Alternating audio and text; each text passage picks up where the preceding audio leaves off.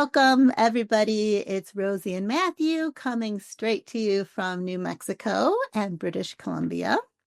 And we are here to take a nice spacious dip into this month's Dream Arc theme pool that we have very excitingly called Surviving the Bullshift: Why We Need Artists, Dreamers, and Sacred Fools. So, like we shared during last month's deep dive, we have been using these explorations to meet the various needs and wishes of our growing community of both DreamArc and Gene Keys enthusiasts. And we're so grateful that we've been able to do that in this special series that we've been offering the public as well as our DreamArc journeyers. And we really want to honor the DreamArc itself for its natural ability to just bridge worlds and connect dots and weave magic like right into the heart of the entire Gene Keys synthesis. And most importantly, it reminds us that transformation and personal growth can actually be fun and surprising and creative, where we can be guided not just by sequences, but by synchronicity. So in case you missed it and want to go back to see the first three of this special DreamArc Gene Keys bridging series, just know that in the first three, we focused on applying the DreamArc to essential aspects of the Venus sequence, which is all about love and relationships and how our ability to experience intimacy relates to our growing up. Our first share was called Dreaming, Fantasy in the Teenage Mind. Our second was called From Cubs to Lions: How Our Childhood and Relationship to Animals Impact Our Emotional Intelligence and Resilience.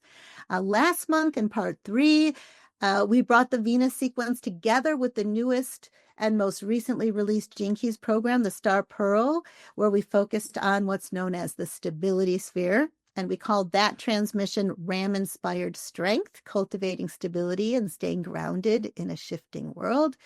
And this time, we're going to keep going with the Star Pearl by weaving the DreamArc together with the creativity sphere, which of course is a very obvious home for the DreamArc.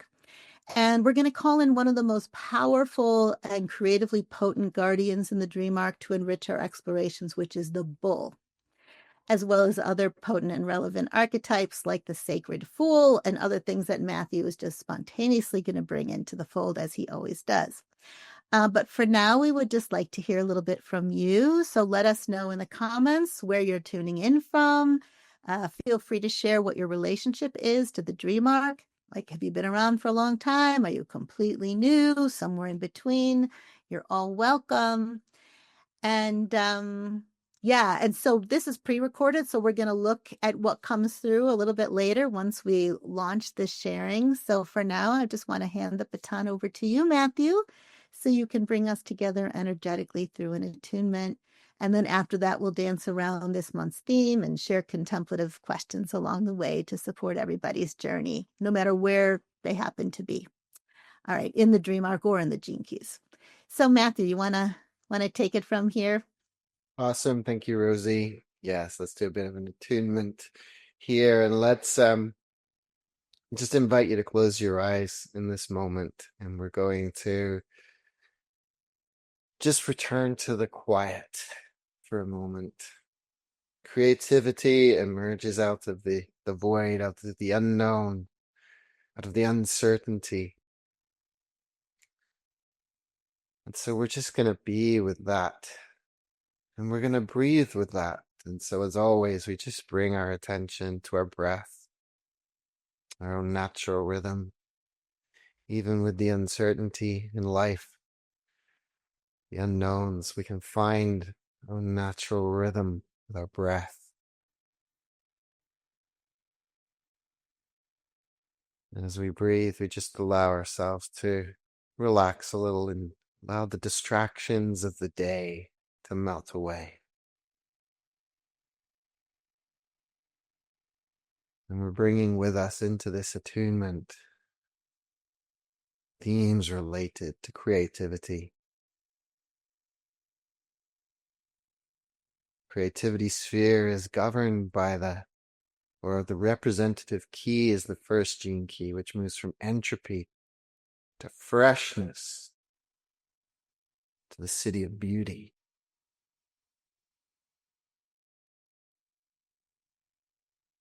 And the life key, that we associate with this is the bull. And so the bull is here to support us through this bull shift. And so I invite you to call to mind an image of a bull. Could be any kind of bull. There's many types of bull. Maybe there's a particular bull that just naturally comes to your mind this moment. See it, feel it. Notice it drawing closer. Notice its size, its breadth, its strength, its beauty. Notice its horns. Notice anything about this bull that calls to your attention at this time. And just for a moment or two, we just commune in silence with the bull, just allowing yourself to receive your own unique transmission from the bull. Images, words, anything, just allow your intuition, your imagination to guide you in this moment.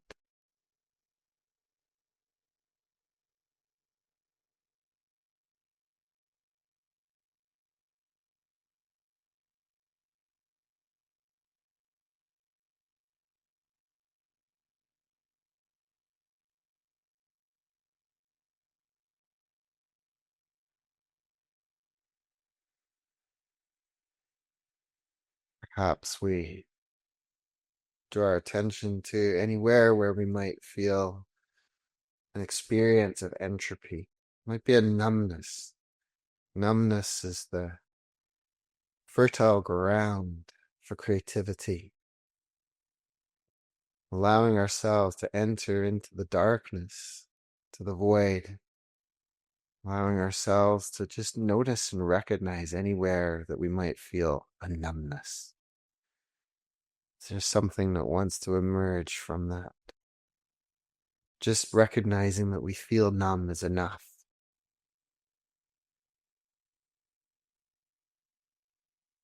And the bull, with its great strength, is seen as this great masculine energy, this masculine life force that knows when to say no, that draws strong boundaries. Perhaps might be guiding you in your life so that you might create more space for creative expression. Perhaps there's spaces where you need to say a firm no.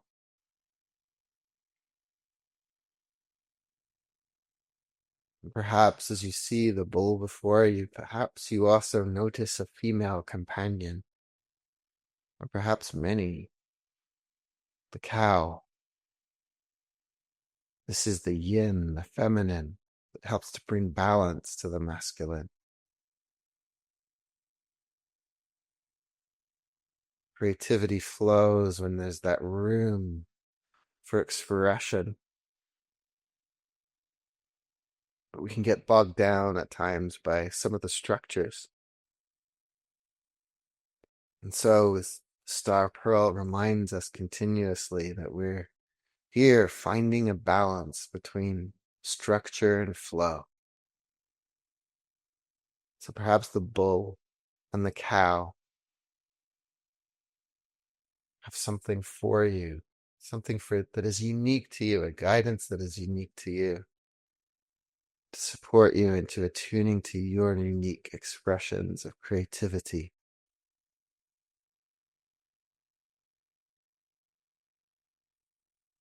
Perhaps you have long expressed your creativity, but felt perhaps it hasn't been valued by others. The bull is here to support you in valuing yourself, valuing your creative contributions.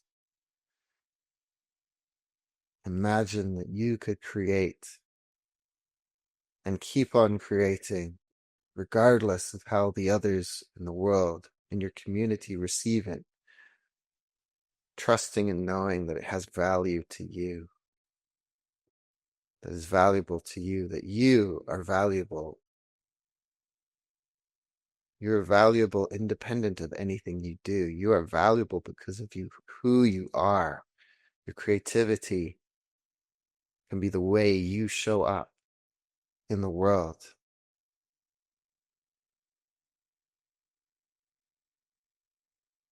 So we tune to that spirit of freshness, of vitality, of creativity, and allow this to be our guidance in our call here today. We thank the bull and thank the cow for that masculine and feminine balance. We invite it into our contemplations. And as we attune, we allow for ourselves to meet ourselves wherever we are at in our creative journey. Be we in the entropy and the numbness that simply needs acknowledgement, or the creative flow and the creation of boundaries in our life. And for now, the cow and the bull disappear from our mind's eye, but we recognize that they're still with us throughout this call. They'll return. For now, bring your awareness back to self, back to your own body, your own being in this moment. Recognizing your unique relationship to the creative expression that is moving through you. Orienting yourself once more in time and space. Feel the ground beneath your feet, anchoring you, rooting you. Just like the bull and the cow love to chew on cuds of grass, we too root ourselves into the greenness of the earth. Become aware of the directions before us, behind us, to the left of us, to the right of us, above us, oriented in space and time. And when you feel ready and in your own time, feel grounded, when you feel present, and wiggle your fingers and toes, open your eyes, and return to this space.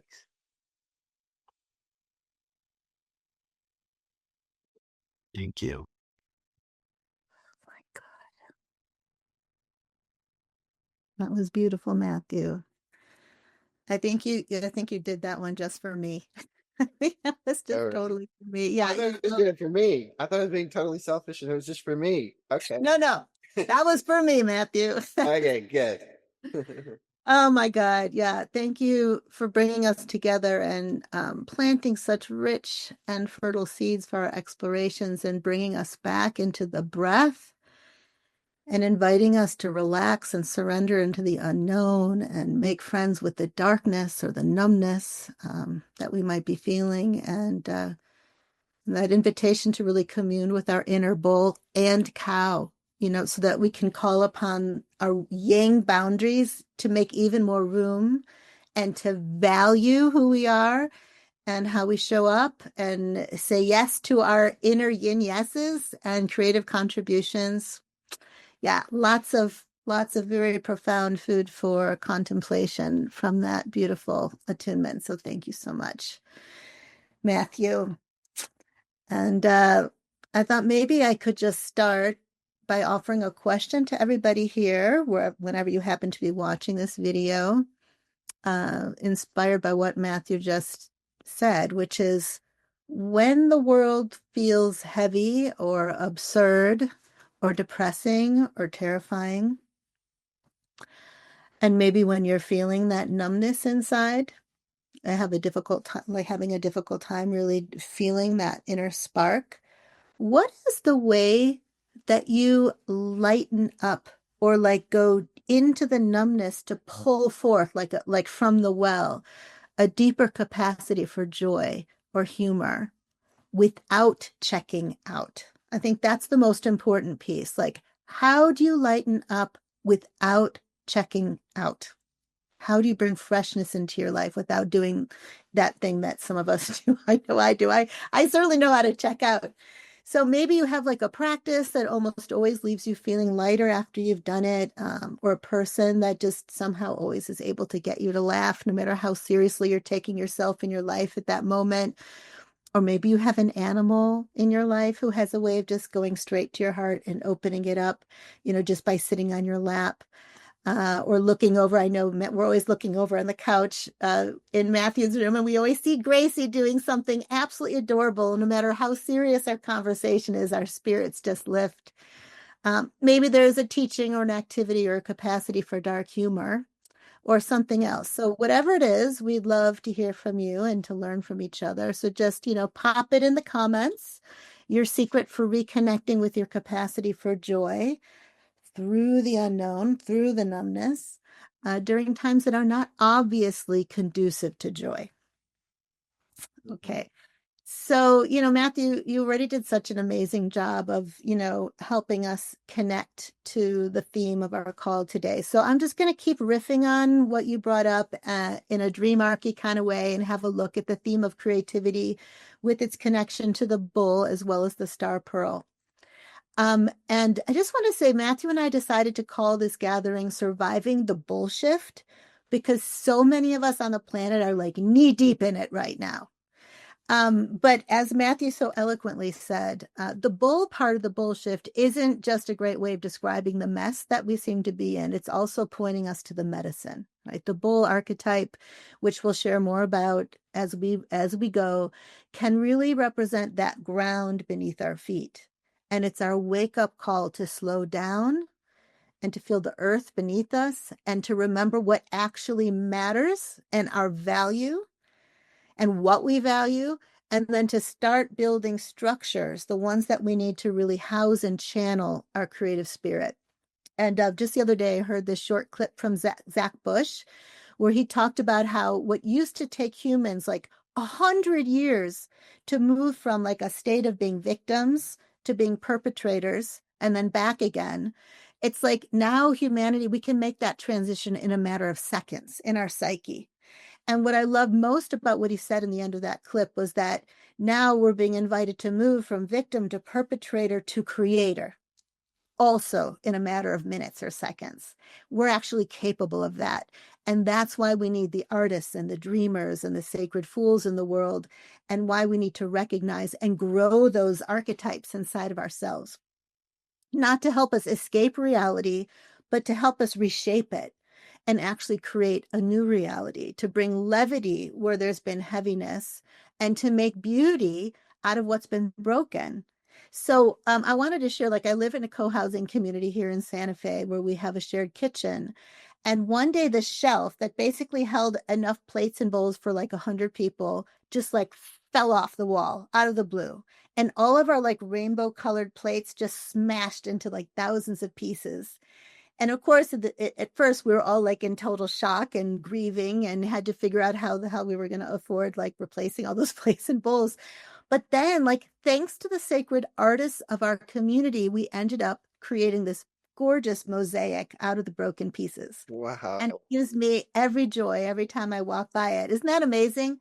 I love And that's just like a little example of how we have that capacity to create beauty out of a mess. Now, I thought I'd just share a little bit more. Matthew already touched on this, but a little bit more about creativity from a Gene Keys perspective. For those of you who are moving through the Star Pearl experience, which is designed to help bring harmony and balance into our lives in a very practical way, the bull and the cow, you'll know that one of the 6 spheres or points in this star is called the creativity sphere. And if you're doing the Star Pearl program, this sphere might be one that you're actually asked to work on very intentionally right now. Or it might be one that you've realized you actually have a pretty solid relationship to, and it's actually something you're being asked to acknowledge yourself for and appreciate. And if you're not doing the Star Pearl, don't worry about it, because creativity is relevant to everybody. And in this case, by creativity, we're not necessarily talking about what we always think about when that word comes to mind, right? Like the act of painting some painting or singing a song or writing a book. Here we're looking at creativity as a way of being. It's like a way of meeting life moment by moment with eternal, endless curiosity, and openness and a deep sense of trust. So in the Star Pearl, the creativity sphere is really about how we play with life, which means how we respond to the many challenges that life throws our way. Are we responding with panic and constriction, or are we responding with openness and an imagination and like a sense of adventure? So you can kind of think of it like this: when creativity is alive in you, you kind of feel this wild adaptive energy that's moving through your whole being. And that energy, it could be obvious, it might be subtle, but one thing it isn't is rigid, and another thing it isn't is polished. Because when we're really in touch with that creative spirit, we're not trying to prove anything. We're not proving anything to anybody, not even ourselves. We are what we are. We're playful, we're vital, we're deeply human. And the problem is when we're disconnected from our creativity, it can feel like the color gets drained out of everything. This is a little bit connected to that numbness that Matthew was talking about. Like we get overwhelmed, we overthink, we compromise continuously our joy. We fall into what the Gene Keys calls entropy, where our life force starts to leak out of our system because we're not in flow with our own life. And so this is where the dream arc comes in, right? Like to me and Matthew and many people who've gone deep into dream arc waters, the dream arc isn't just a course or a platform, right? It's like this gentle, organic revolution or this movement that once it's been ignited, it just cannot help but reconnect us with our creativity, our intuition, our ability to live a synchronistic, magical life, no matter what's actually happening in that life. So something kind of interesting, we just had the third birthday of the Dream Arc on the 3rd of May. And I can say that these past 3 years, including the past 3 weeks, have been like some of the most challenging in my life. And I do not have any idea what I would have done without the dream arc. Like it has totally fed my creative resilience, and it's nourished me and encouraged me from behind the scenes. And Matthew, you've been a huge part of that experience. So if we let it, the dream arc just keeps on offering us opportunities through symbolic invitations and oracles and archetypal animal wisdom. And it's all perfectly designed to help us reconnect with ourselves, to remember who we are beyond our conditioning, beyond all the challenges that we're facing, and laugh. So I'm thinking about like the laughers of the dream arc. These are the animals who show up in our lives, in our dreams, our imaginations. Just when things are getting too heavy, too serious, or more than we think we can bear. They invite us to laugh, not because life is so funny, but because a lot of the time it really isn't. And we laugh because somehow we have the capacity to love life anyway, in spite of ourselves. So this was another thing. This was another thing I wanted to share. Back in the day, about 25 years ago, which I can hardly believe, when I was studying to be an expressive arts and drama therapist at the California Institute of Integral Studies in San Francisco, I spent a year like just diving into the art of improvisation. And my absolute favorite class, taught by a wonderful woman named Anne Swan, believe it or not, like how perfect is that for the dream arc, was called Deep Play. That was the name of the class. And oh my God, did we laugh and did we cry on that stage as we just let ourselves explore just about every nook and cranny of our psyches without thinking or planning, just with pure surrender and trust. And that might have been one of the most profound and empowering classes I've ever taken, which brings me back to the bull, who, like Matthew said, according to the Dream Arc Animal Codex. Oh, I don't know if you actually said this. Did you say that it was called the guardian of the creative flow? I think you talked about flow, but yeah. So anyway, the official name is the guardian of the creative flow. And for the Gene Keys fans, the bull is also connected, like Matthew said, to the first Gene Key, which is all about freshness and creativity and beauty. And then in the Codex, its trio partners are the cockerel or rooster and the firefly. Now, most people, when they think of the bull, they don't think like creative flow. That's not like the first thing that comes to their mind, right? Like a lot of people, they think of bulls as somewhat aggressive, kind of stubborn, maybe earthy. But in the dream arc, the bull is all about presence, and it's about patience, and it's about the kind of power that doesn't need to prove itself. The bull carries the whole of the earth on its back. It's like this majestic being that represents the banks that hold the river, right? It's the one who says, yes, flow is beautiful and necessary and wonderful, but flow needs boundaries. And so we can look at creativity as that river itself, and the bull as the one who lets that creativity move with direction without like spilling out all over the place or drying up. And one of the most fascinating and fun aspects of improvisation is just how a little bit of structure can make way for incredible amounts of freedom and hilarity. I don't know if you've ever been to one of those improv shows where the improvisers on stage like ask the audience for just a few prompts. So like they'll say, give us a location for our scene. And then the audience will throw out some possibilities, and then the performance will choose one of them. And then they'll say, all right, tell us what our relationship is to each other. And then they choose one of the options that are offered by the audience. And then they say, okay, now give us a random word or a theme. And then they end up with just like three simple prompts. Use those prompts as banks to the improvisational river, right? So then they'll say like, okay, all right, everybody, we're on a tropical island. We're all siblings, and the random theme we're going to be exploring is extraterrestrial activities in ancient Egypt. And then, like the improvisers, they just go for it, right? And they end up creating the most brilliant and unexpected and hilarious scene. And this is just one of those great examples of that divine masculine at work, right? That structure that's applied to the flowing feminine expression of spirit. It's not a control system, right? It's a sacred and inspiring container. And that's just one example.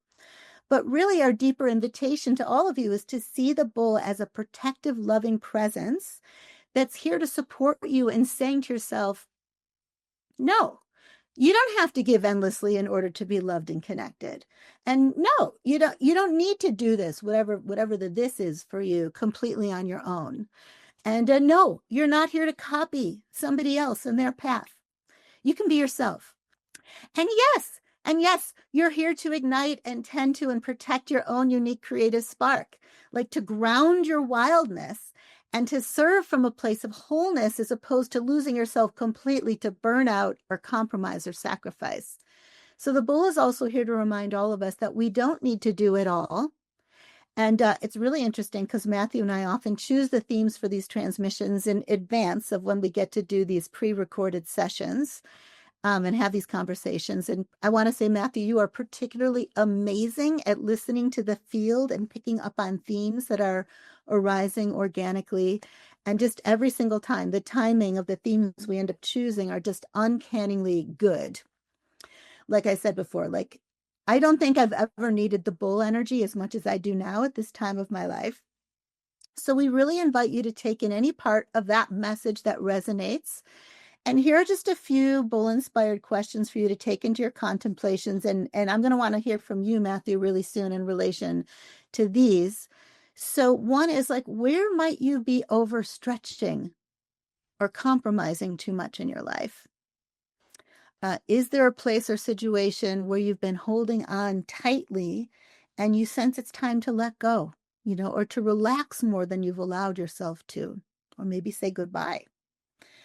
Is there a place in your life where you've been a lone wolf, right? Thinking that you've had to deal with something completely on your own. But if you're honest with yourself, you know that it would be much healthier for you to reach out and ask for help or support, even if it feels difficult or scary or like you're breaking the rules, to be more like a bull who's found its herd.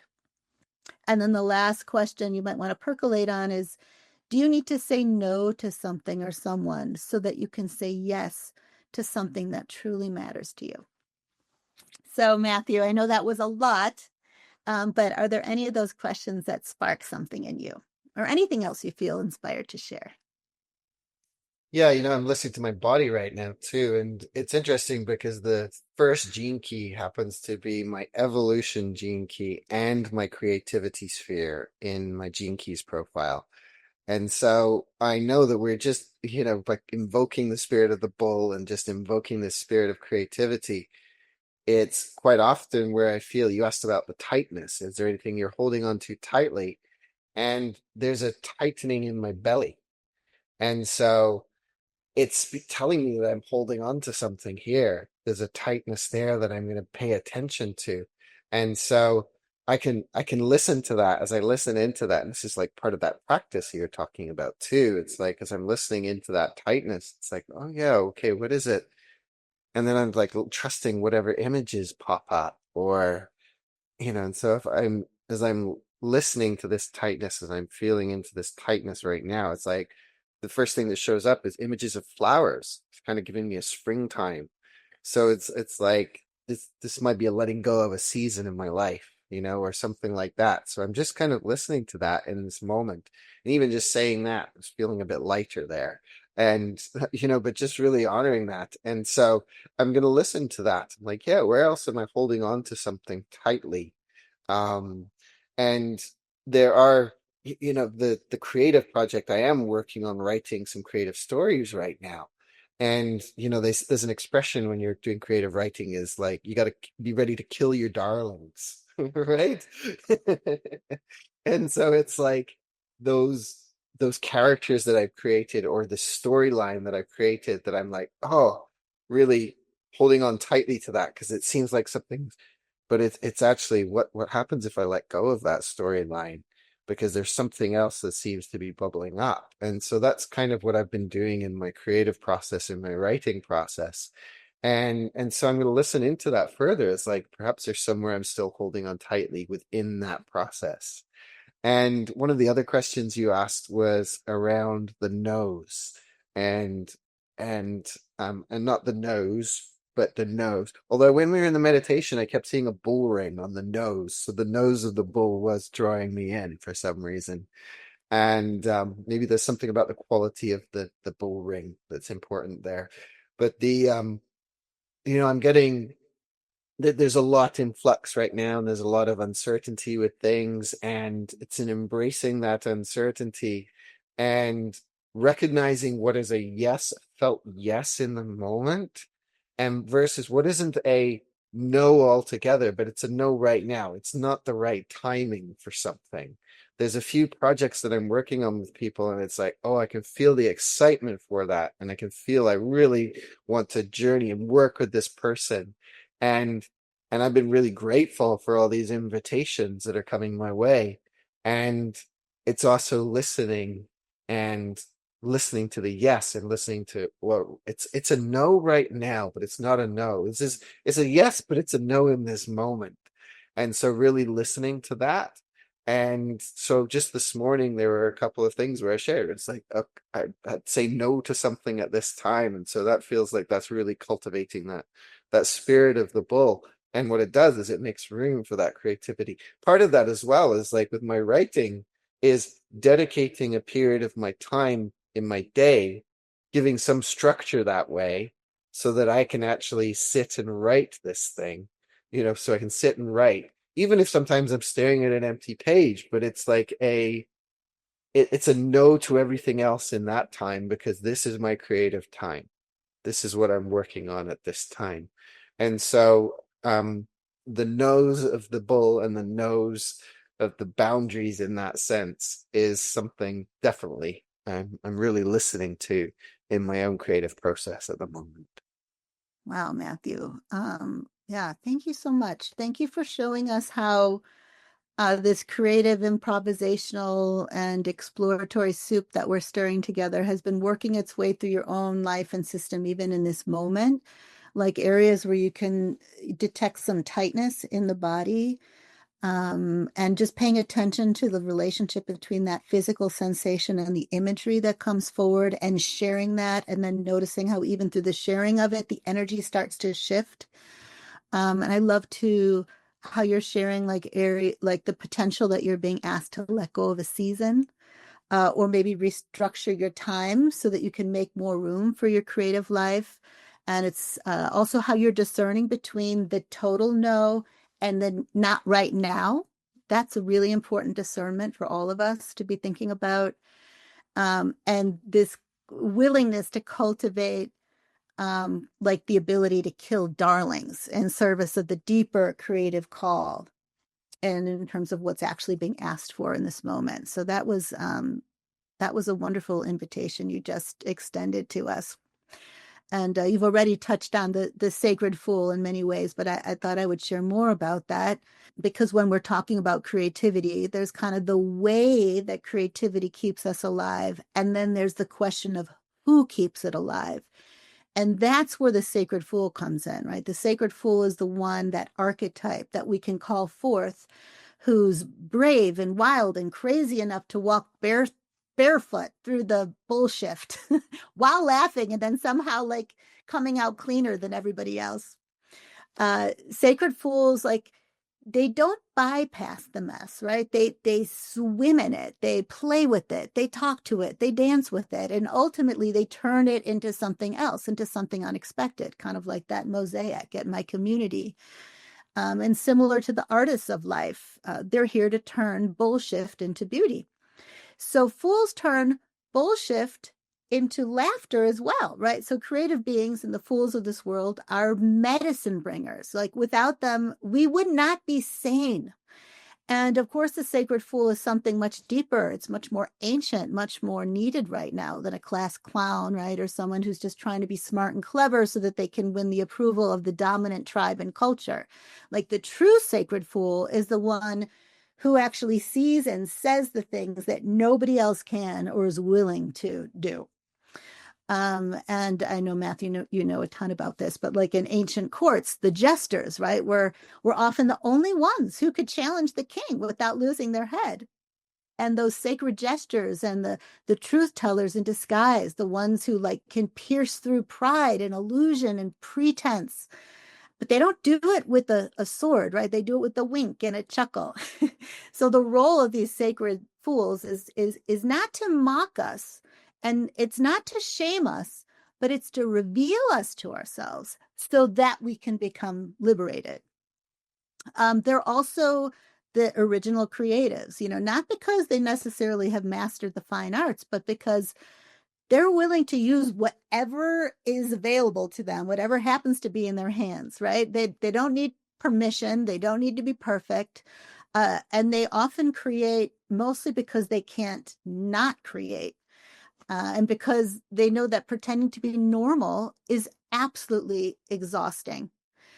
So I think something that I really want to drive home is that they're not just these mythical or ancient figures, right? They're here now. They're walking among us on our screens and our galleries, on stages, in the streets, in our relationships, and sometimes like in the mirror. Modern day fools, right? They might not give themselves that name, but they're constantly disrupting and waking us up. And I'll just name a few of them. Like Matthew and I are always talking about Monty Python, like that comedic troupe that didn't just brilliantly and satirically reflect history, but they changed history, with their silly walks and their dead parrots and their stinging questions about the meaning of life. George Carlin comes to mind. He told the truth when nobody else would, just like Dave Chappelle and Ricky Gervais, who are still fearlessly walking the razor's edge. And whether you like these guys or not, in each their own way, they're holding up a mirror through social satire and unapologetic truth telling, so that we can like stare our own pride and folly and ego and boundless hypocrisies in the face.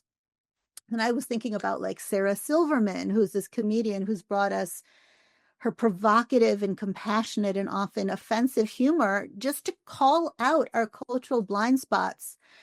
We've got sacred fools like the dry, deadpan comedian Tig Notaro, the sharp-witted and cool Jessica Williams, actresses like Phoebe Waller-Bridge from Fleabag, who transforms personal pain into laughter, not to mention the brilliant Ilana Glazer and Abby Jacobson, who I've been watching a lot with my daughter, who's in town from Broad City, who are just willing to humiliate themselves in a million hilarious ways just to reveal our full humanity to us in all of its rawness.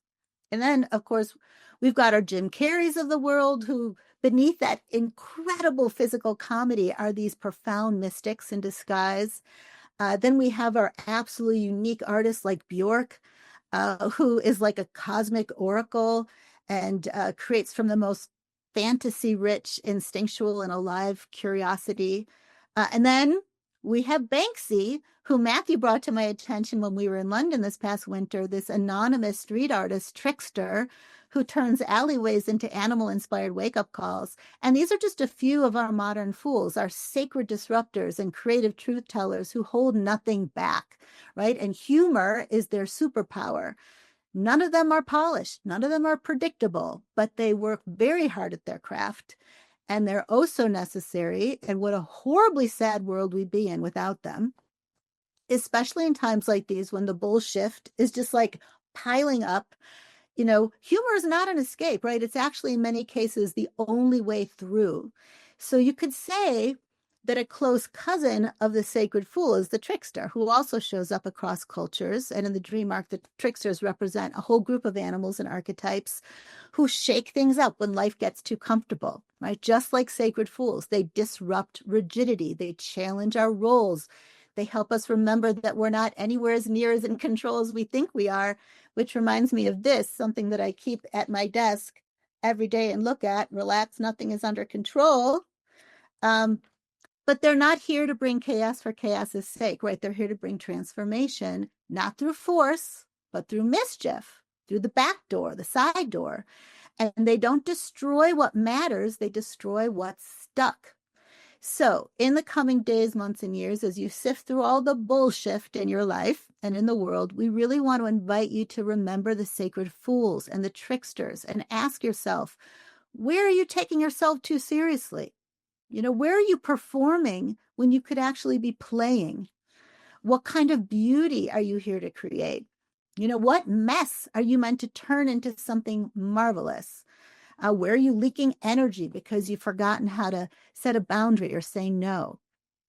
And I don't know if any of these questions resonate with you, Matthew, whatever's popping up, but I know we would love to hear more from you.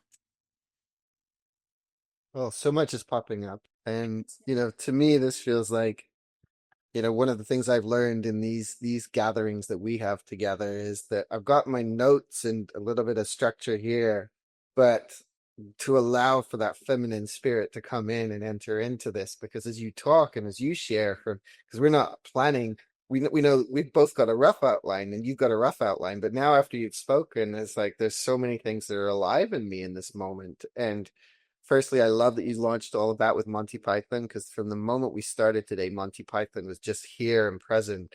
You just mentioned the word absurd, and it's like that's something that people would think of as Monty Python. And so it is this perfect reflection of the absurd back into our own, into our own world, our own reality, and looking at the absurdity of it and to make humor in it. And so I love that we're exploring these themes of humor. And, I'm somebody who grew up in England. So actually, a lot of those comedians you mentioned, I didn't know any of them. I know, but all the English ones, Jim Carrey and some of that, I know those. I know those comedians. And, it's like humor in England is quite different to humor in America. It's very different to humor in Canada.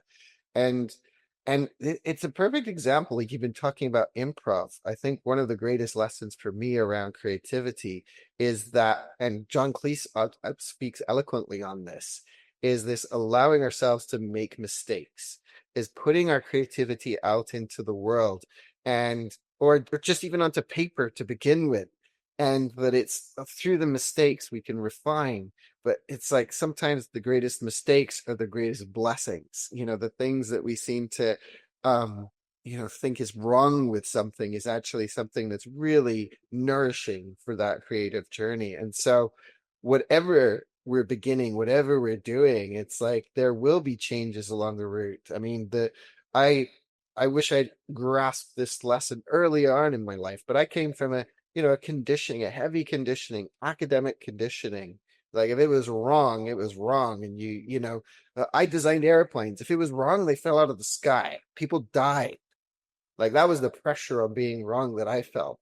But that's not the same pressure when I'm creating. And we can look at maybe your role in life. It's like getting something wrong in your role in life. There might be consequences and things like that. When it comes to your creativity, what happens if we were to just let go of that and just allow ourselves to embrace this willingness to make mistakes? And one of the other things too with humor is very individual. Like I said, different countries, different kinds of humor. I definitely, I've had some great conversations with Richard, and he and I share that British humor, right? And we've shared a few Monty Python quotes, and then sometimes my wife will make the same joke, and it will just fall completely flat on her, right? It's like, I don't get it. What's that about? And so this is for me, actually, humor has been one of those things to keep it alive in myself, even though it's not necessarily received in my immediate vicinity. It's being able to be me And it comes down to this part of the message from the bull, and part of this message for all of us around our creativity is that if we wait for the world to value our creative output, we might be waiting for a long time. It seems to be like by design that we end up in the places, the families or the environments where the very thing that we are here to do, our very creative offering to the world, is something that is maybe not valued in that immediate way, right? And when it comes to creativity in the world, like the artists, and we live in a world that places a lot of value on the intellect and technology and things like that. And so if we to be able to value our art, I think of somebody, like Van Gogh, who painted his whole life and was never recognized or acknowledged for that creative, but it didn't stop his creative flowing, right? And of course, then we get with that these different things that might stop us, like, oh, we might tell ourselves that, oh, this I'm ahead of my time, or this isn't the world isn't ready for this yet, and it's like, but create anyway. You know, Nikola Tesla was another. He created what he created, and he was very aware that the world wasn't ready for the kind of technology he was creating at that time. And 100 years from now, we've got companies named after them.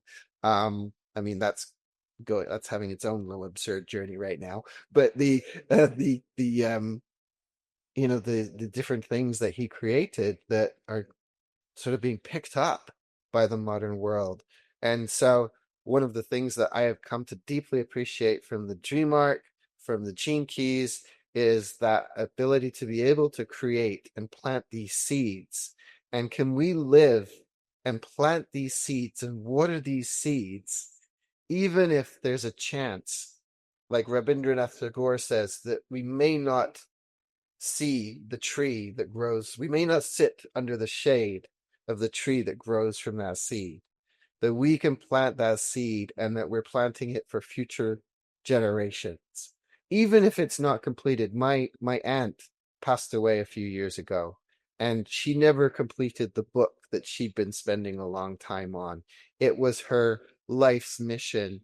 And what's beautiful is that now other family members who never read that book probably when she was alive, because she never released it to them, are now working on getting that published for her, right? And so her her creativity gets to continue on. It gets to touch people, so she lived her life thinking that, that it wasn't valued and it wouldn't, but now hopefully, right, she can see it from another dimension, right? And so can we value ourselves? I think this has been one of my greatest challenges for sure, is to be able to value my creative output in the world, even if it seems that value is not mirrored back to me, and that value is not just about the dollar value, because it's the value, to our soul. It's the value of our creative expression. It's the value of it's that quote from, is it St. Thomas, or the Gospel of Thomas, where it's like, um if we don't bring out that which is within us, that which is within us will destroy us. It's this idea of like bringing, it sounds like, it sounds like earth shattering, but it's like allowing that, because I can feel when, in the numbness, that numbness, which is the root, the source, or it's the root of the creativity. It's the creativity emerges out of our embracing of the numbness, and that's the part inside of me. It's leaking out, so I can see where that's destroying me, or if I'm suppressing emotions and not allowing those to be the fuel for my creativity, you can see how that can kind of destroy over time. And I should probably get the actual quote, but it is along those lines. It's about releasing that which is within us. And so your creative expression, whether it's heard by 1, 2, or 2,000 people, is something that, if you feel inside of it, to honor it and allow it to move through, allow it to come through, and be willing to make the mistakes, and be willing to receive the feedback if you are putting it out there, and knowing that when we do put it out there, There will be some people, there are people, you're all people who love the G keys. There are people who the Gene Keys drives them nuts. They don't want anything to do with it. They don't want to touch it. But that doesn't stop Richard and the team and Rosie with the Dream Arc and with her Universal Love curriculum. It's like those are reaching the people that they're here to reach. And the others, they can have their opinions, they can have their thoughts around it. But yeah, just honoring that creative expression, I think is so important. That quote, man, that is so true. I was thinking of this teacher I had back in my water breathwork days, and she used to say, all suffering comes from withheld love, Mhm. which reminds me of that quote. It also It's- makes me think of withheld joy as well. It's like, when we hold, like, creativity is a joyful process, right? It's can be playful and it's joyful. And do we allow ourselves to feel that? Like, oh, there's so much suffering and pain in the world. It's the same with laughter, right? So much pain and suffering in the world. It doesn't feel right that I'm allowing myself to feel so much joy. I feel guilty for feeling joyful, or I feel guilty for laughing. And the universe is saying, no, please, your joy, your laughter is touching other people. And sometimes when they're in deep despair, like I think Monty Python and their absurdity in the time, like it was times of pretty depressing times in England that their medicine came to the world. And so trusting that, our creativity is that medicine. But yeah, the joy and the love. the joy and the love and the creativity. And yeah, Monty Python, what did they do? They transmuted suffering into laughter. I mean, they were true alchemists. Yeah, Um, some of them still are. Some of them are still. and some of them still are. I mean, and I was thinking too, another person who's been really speaking out around the importance of creativity and free speech is Rowan. Is it Rowan Atkinson, the Mr. Bean? Oh yeah. Yeah, He's brilliant. he is. I Yeah. mean, a lot of these Well, he's like done are different types of humor too. Like he's been Mr. Bean and then not as well known yeah, here as Blackadder. yeah, Blackadder, which is interesting. Adder. I Yes. just Great thinking of that right change. now. Right. Yeah. Um, well, anyway, I'm very inspired, as I imagine others are, by everything you just shared, Matthew. And like, thank you for reminding us to embrace mistake making Mm. and for inviting us to honor our unique version of humor, even if nobody else is laughing. And that those things are an essential aspect of our creative journey. And, thank you too for reminding us that we don't have to wait. Like it's time to stop waiting to be received or valued or honored or approved of in a certain way, and just stay true to our own flow and don't set all these conditions on them, and trust that the seeds that we're planting and nurturing are worthy and soul beautiful, even if it takes a few lifetimes to get to sit under that tree. Mhm. And yeah, that story of your aunt's writing being brought forward through the family really touched me, and I imagine it did others as well. We've really danced around a lot today, and I really hope that everybody who's still here, and congratulations if you are, has found at least one or two golden nuggets for your own journeys. And I'm wondering, I don't know, I'm just trying to think about timing, like whether you're going to be joining us for our upcoming Dream Pod call or contemplating on your own. We do want to leave you with a few more specific official questions to plant some seeds and that you can carry with you into your quiet moments, because the world needs people like you who can sit and contemplate and transmute a lot of bullshit, not by pretending that it smells good, right? But by composting it into the flowers that arose in Matthew's meditation. But I'm wondering, Matthew, is this a good time to share the questions, or should we wait till the very end and then you maybe give a couple of announcements first? What's your thinking?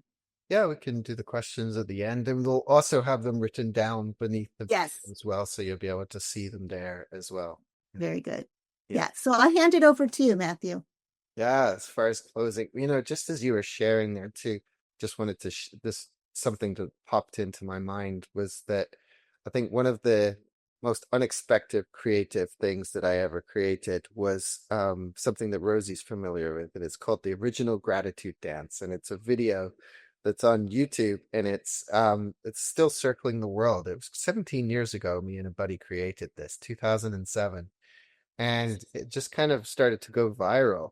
And we just had so much fun putting it together, and people really started enjoying it. And it was a time when not huge numbers of videos were going viral. But what was really interesting was that at the time we created that, there was another guy creating a dance going around the world, and his name was Matt as well. So there was these two Matts, and we were getting confused with each other. But we hadn't spoken to each other. We hadn't even seen his video. And so it was this sense of like, when a creative idea's time has come, it's going to find its way out in the world. Apparently, that one was through two different mats, but it's this, and I just remember that process, even putting that out into the world. It had its ups and its downs, and there was one day when I was feeling a lot of melancholy, there was a lot of pressures in my world and in my life. It was 2008. There was a lot of that in the world in general. And I suddenly got a call out of the blue, and it was Good Morning America. And Good Morning America says, we want to put your video on as part of this thing called Bright Siding. And so they put it on this spot on Good Morning America where they were sharing, in tough times, what do we turn to? And it was a lot of what we've been talking about here today. And, why I liked the gratitude dance and why others received it as well is like when we can get up, we can move through our physical body, dance and movement. We haven't really talked about that as much today, but dance and movement and expression in that way is something that really allows for that flow, of energy. And so you just never know. I mean, we did not expect half of the things to happen that happened when we put that creative project out. And for whatever your creative project, it makes me think of, say, J.K. Rowling when she thought she was going to write a book that maybe 12 people would read it. Well, multiply that a few times over, right? And so when we can approach it with without the expectations and pressures on ourselves, but at still at the same time, just giving it our all. So I give it my all, um, and letting the universe kind of determine where it's going to go and who it's going to touch, and how it's going to reach the world. So that was just something I wanted to share after what you said there. And yeah, we've got a lot that we could share. We'll keep it simple here, but just some of the things that we have in our world right now is that there's going to be, depending on when you watch this, you might watch this after May the 28th, 2025. So if you're watching this in 2059, I apologize, you missed the call. But we're going to be having a Dream Pod call May the 28th, 2025, that's going to be around this. And so if you're somebody who owns the Dream Art course, you can come in and join that call. And if you want to find out more about the Dream Arc, if you're intrigued after this conversation, you can take a look below, and you'll see some links there to the Dream Arc. So please do join us for that. The current issue at this time of our newsletter, which is going out every couple of months, it's called the Gazelle, the newsletter, the Gazelle. And this month we are featuring a category of creatures called the Laughers.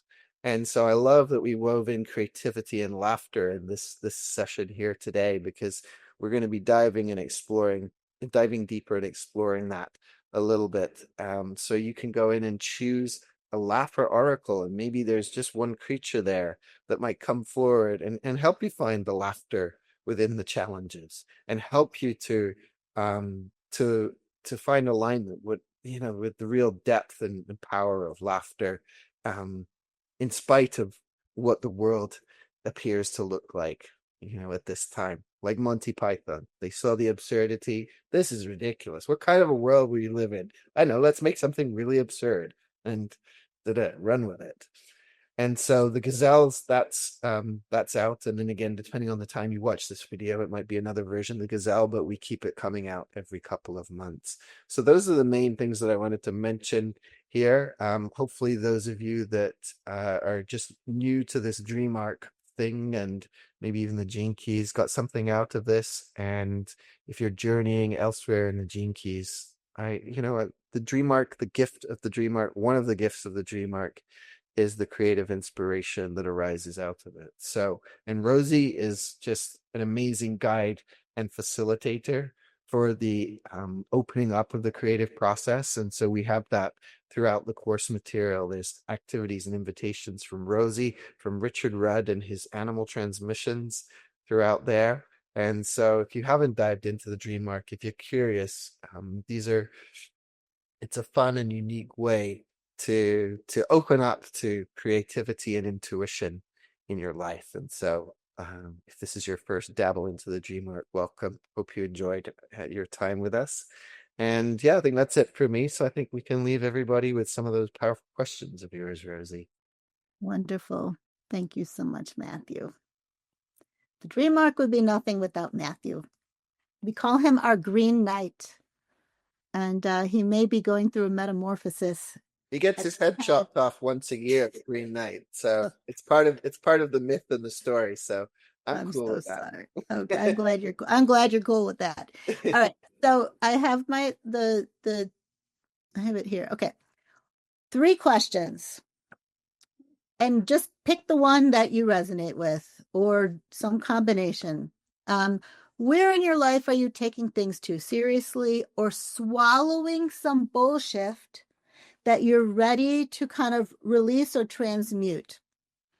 And what might help you shift if you let yourself laugh and let go instead of analyzing or kind of like bracing yourself against it? The next one, it has to do with like, when was the last time you created something just for the sheer joy of it? Like, not out of obligation, not to be impressive, not to be productive, not to make any money, right? And if you haven't done this in a while, what might you love to create now? That's a great one. And then the last question we came up with is, what part of you has been called too much or too weird or not serious enough? That might actually be a superpower or the start of a wildly beautiful idea that you've been incubating, but have been afraid to take seriously. So those are our questions for you. And we look forward to connecting with anybody who comes to our next Dream Pod call. You can also share in the comments here below this video. We look forward to checking that out. And if you're feeling a little twinge of inspiration, you're just hearing about the Dream Arc now, please join us. You won't be sorry. All right, that's it from me, Matthew. Thank you. That's it for me too. Okay. Lots of love, everybody. Mwah. Bye, everybody.